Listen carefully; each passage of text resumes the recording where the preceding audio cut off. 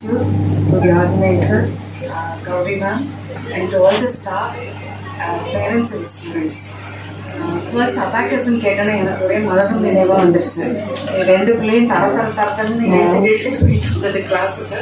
அழுதுகிட்டே எண்ணிட்டு இருப்பாங்க, அப்புறம் தன்னால் பேசுகிற மாதிரி ஏதோ பண்ணிகிட்டே இருப்பாங்க. And I use to enjoy your sessions. மேத்ஸுக்கு அவங்களுக்கு அது யூஸ்ஃபுல்லாக இருந்துச்சு. அண்ட் இவ்வளோ சில்ட்ரன் இதுக்கு இந்த கிளாஸஸ் அட்டன் பண்ணுறதுன்னு கேட்டோன்னே எனக்கு ரொம்ப சந்தோஷமாக இருந்துச்சு. அவங்களுக்கு அவார்ட் கொடுக்குற செலிபிரிட்டி சைக்காட்ரிஸ்ட்னால யூஷுவல் டிப்ஸ் கேட்பாங்க என்கிட்ட. ஸ்ட்ரெஸ் மேனேஜ்மெண்ட் கேட்பாங்க. சில பேர் தூங்க வைக்கிறது எப்படின்னு கேட்பாங்க. பெரியவங்க நாங்களே தூங்கணும் எப்படி தூங்குன்னு கேட்பாங்க. உங்களுக்கு என்ன வேணும் டிப்ஸு? அந்த மூணே ஸோ ஃபர்ஸ்ட் தூங்குற கதை சொல்றேன். ஸோ எனக்கு எவ்வளோ நிமிஷம் 10 minutes வச்சுக்காங்க. தூக்கத்துக்கு டிப்ஸ் நான் சொல்றேன். எவ்வளோ நேரம் தூங்கணும் அது வந்து அடல்ட்ஸ். பெரியவங்க 6 to 7. இது வந்து 80 years 70 yearsக்கு அவ்வளோ நேரம் 8 hours தூக்கம் வராது ஆசைப்பட்டாலும் 4 மணிக்கெலாம் நினச்சி விட்டுட்டு இருப்பாங்க. ஸோ அது அவங்களுக்கு நார்மல். குட்டீஸ்க்கு ஆக்சுவலாக 10 hours தூங்கினா சந்தோஷம். ப்ரெக்னென்ட் லேடிஸுமே எக்ஸ்ட்ரா தூங்கினா சந்தோஷம்.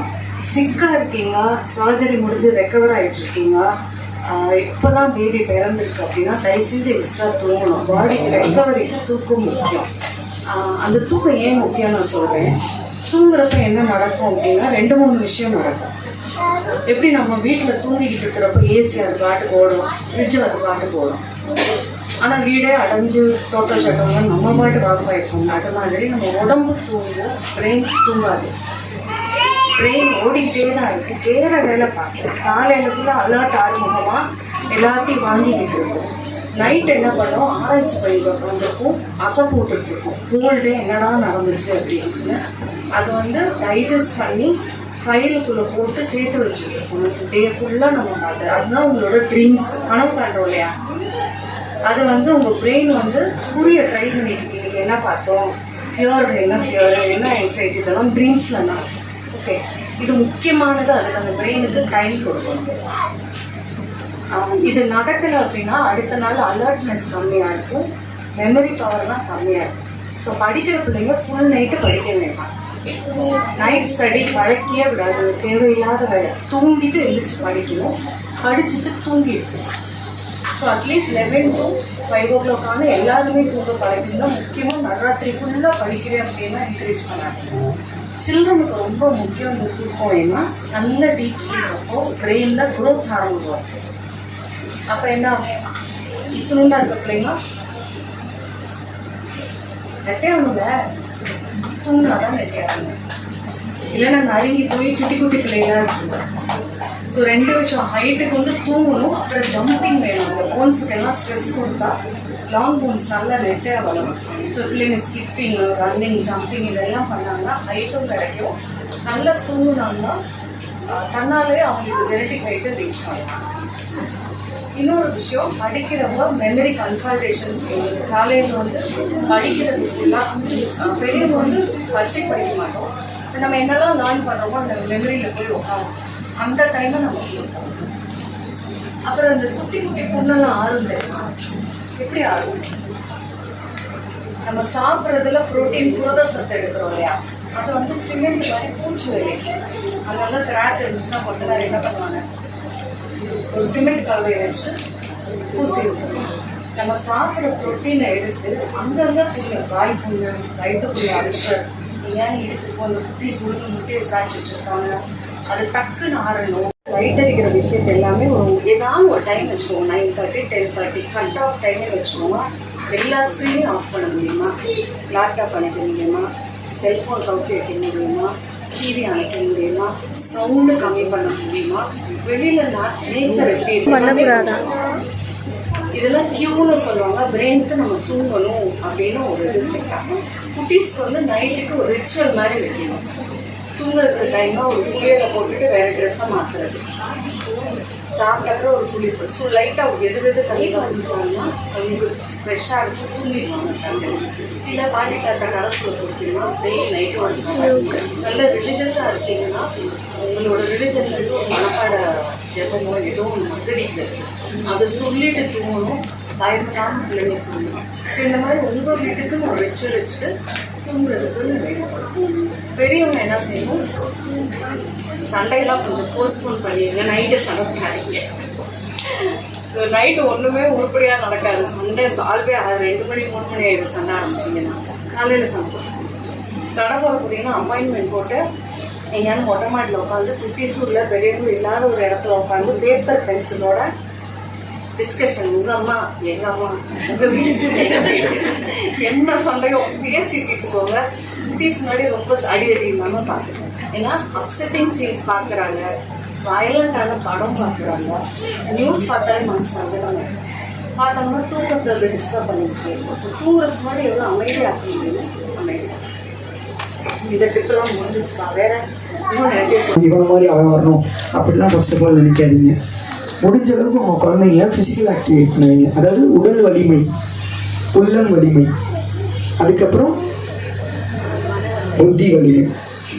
ஸோ உடல் வலிமைன்றது ஆக்டிவிட்டி, மார்னிங் ஒர்க் அவுட். உள்ளம் வலிமைன்றது லைக் ஹார்ட் பீட்டு, அடுத்து லங்ஸ் ரொம்ப மூச்சு வாங்குறது. ஸோ அதுக்கப்புறம் பிரெயின் ஆட்டோமேட்டிக்காக ஃபாஸ்ட்டாக ஒர்க் அவுட் ஆகும். இது எல்லாத்துக்குமே ரொம்ப யூஸ்ஃபுல்லாக இருக்கும்.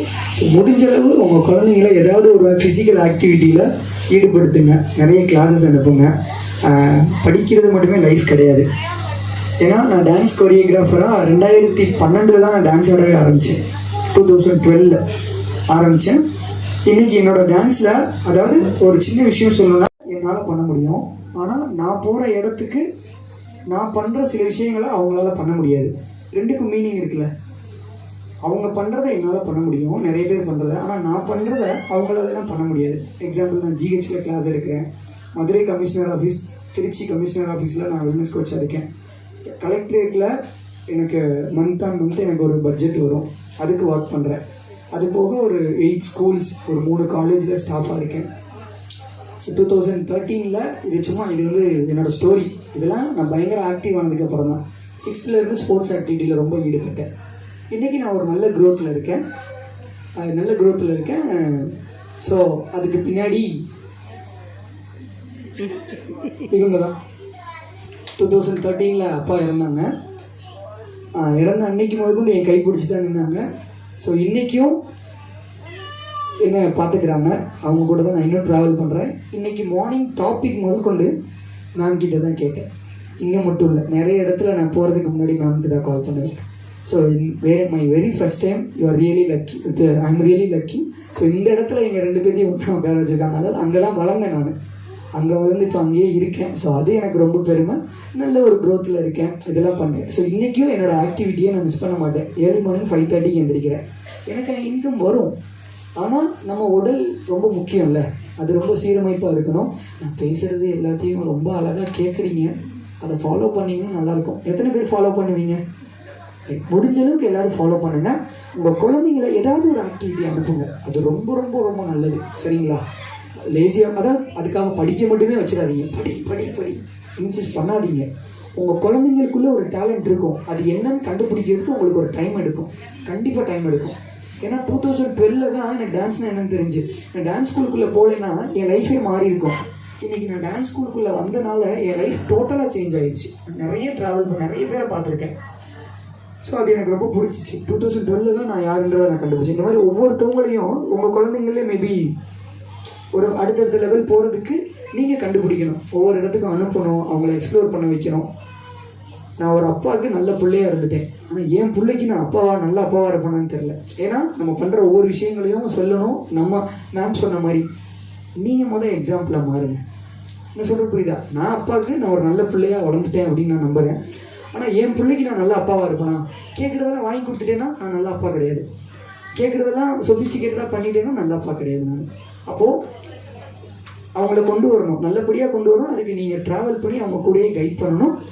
ஃபிசிக்கல் ஆக்டிவிட்டி ரொம்ப முக்கியம். நன்றி.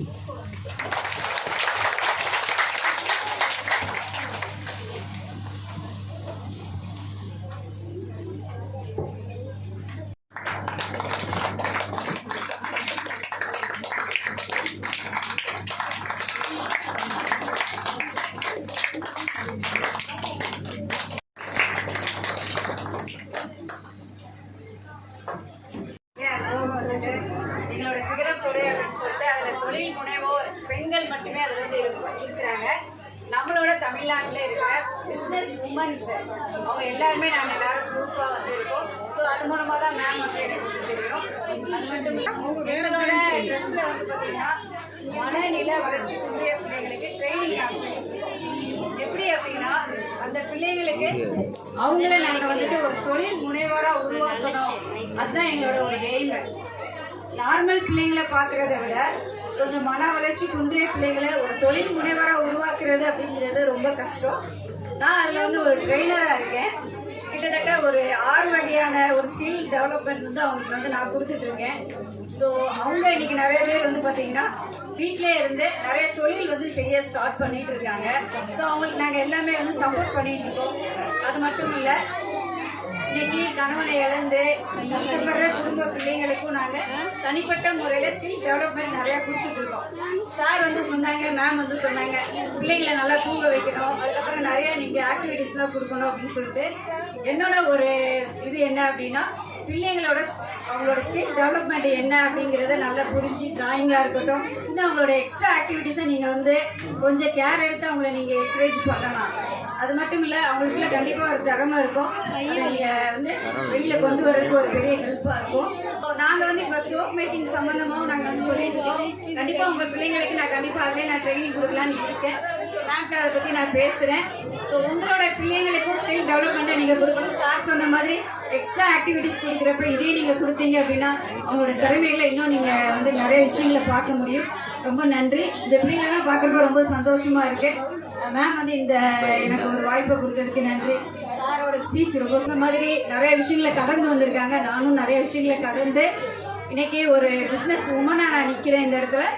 மேமும் வந்து நல்ல ஒரு பிஸ்னஸ் உமன். சப்போர்ட் வந்து எனக்கு நிறைய கிடைச்சிருக்கு. Thank you so much. அதே மாதிரி மேம்கிட்டே நான் கொஞ்சம் பேசுகிறேன், எனக்கு நிறைய சப்போர்ட் வந்து கொடுத்துருக்காங்க. ஸோ இந்த வாய்ப்பை கொடுத்து அனைவருக்கும் நன்றி. Thank you ma'am.